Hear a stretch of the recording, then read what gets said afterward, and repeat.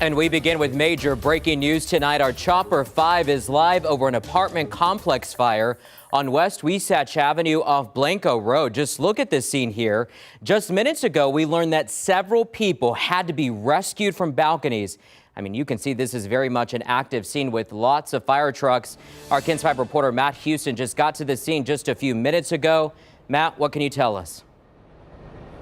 Yeah, Henry, well, most important, the fire is out. San Antonio Fire Department just confirmed that to us. We can tell you the air has a sort of a faint scent of smoke, but this more seems to be rescues related to smoke rather than active flames. I'm going to have the camera pan just a little bit, and you can see what's left of these ladder rescues. There's a real long ladder leaned up against the third floor of this apartment complex. We know that it is mostly older folks on fixed incomes who live here. And so you can imagine evacuating an entire building, as the fire department had to do, would be logistically complicated. There's a whole group of folks with walkers and oxygen tanks who, obviously can't just sprint out the hallway and run down the stairs. So that was probably the bulk of the work here. Again, the fire is out.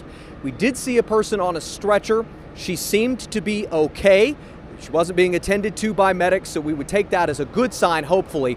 We don't know at this point whether others had to be hospitalized, but Henry, as you mentioned, a massive response, primarily for the evacuation. The entire building had to be cleared. We know that there were balcony rescues. In fact, we watched firefighters climbing up the ladders to get people out of the building.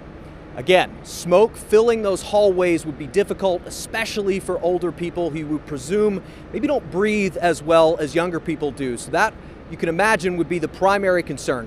Chief Charles Hood is here, as well as the fire department spokesperson. We are expecting to get some sort of briefing here in the next few minutes or so that give us a few more answers about exactly how this fire started, how many people were hurt, if any, and how many people had to be rescued. We will keep you posted as we learn more about that. Henry?